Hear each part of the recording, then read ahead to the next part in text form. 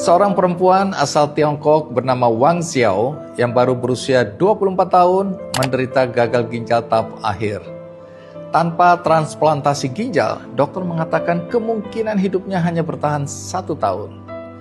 Namun sayangnya tidak ada satupun anggota keluarga yang cocok untuk menjadi donor. Di tengah keputusasaan, seorang teman menyarankannya untuk memasang iklan pernikahan di sebuah kelompok pendukung pasien kanker. Dalam iklan itu ia menulis bahwa dirinya mencari pria sakit parah yang bersedia menikah dengannya dan mendonorkan ginjalnya setelah meninggal. Sebagai balasannya, ia berjanji akan merawat pria tersebut dengan sepenuh hati selama masih hidup. Beberapa hari kemudian, iklan itu mendapat respon dari Yu Jianping, pria berusia 27 tahun yang menderita kanker tulang stadium akhir. Yu memiliki satu kekhawatiran besar. Jika ia meninggal, siapa yang akan menjaga ayahnya? Karena itu, Yu menerima tawaran Wang dengan satu syarat, bahwa setelah dirinya meninggal, Wang harus merawat ayahnya. Pada Juli 2013, tanpa sepengetahuan keluarga masing-masing, mereka mendaftarkan pernikahan mereka secara resmi. Hubungan yang awalnya dimulai dengan perjanjian saling menguntungkan itu perlahan berubah menjadi hubungan penuh kasih sayang yang tulus.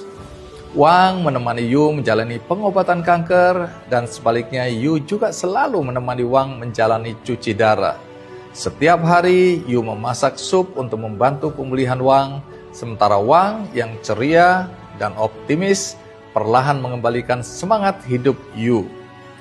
Demi membantu biaya operasi transplantasi tulang Yu, Wang bahkan mulai membuat dan menjual buket bunga di pinggir jalan.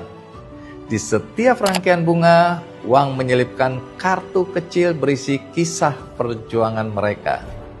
Usahanya tersebut menarik banyak donatur yang bersimpati hingga terkumpullah sekitar 500.000 yuan atau sekitar 1 miliar rupiah pada waktu itu, termasuk dari donasi orang-orang yang tersentuh akan cerita mereka.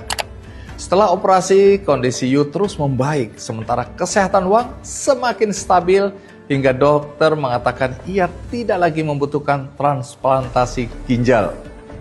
Tahun 2024, kisah mereka diangkat dalam film berjudul Viva La Vida dan sukses besar hingga meraih pendapatan lebih dari 276 juta yuan atau lebih dari 600 miliar rupiah berdasarkan nilai tukar saat itu.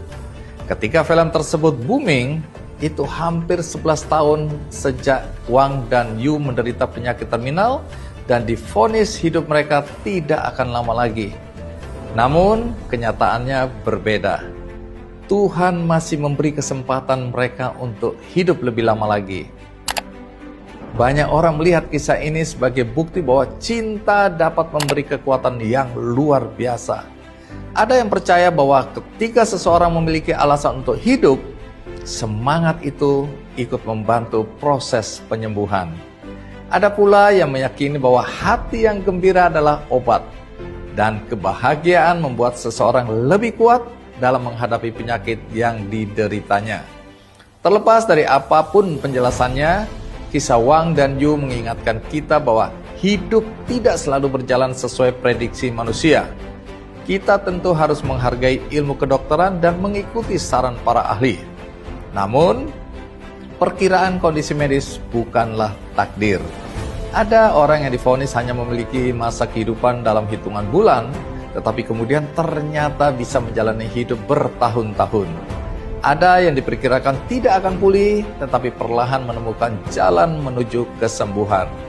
Karena itu, ketika menghadapi masa-masa sulit, jangan biarkan ketakutan terhadap sesuatu yang belum terjadi mengambil seluruh hidup kita hari ini. Jika hidup memang memiliki batas, selama kita belum mencapai garis akhir, berarti kita belum selesai. Kita tidak pernah benar-benar tahu apa rencana Tuhan dalam hidup kita. Jalani hari ini sebaik mungkin, karena selama kita masih diberi kesempatan untuk bernafas, selalu ada kemungkinan bahwa halaman terbaik dalam hidup kita belum ditulis.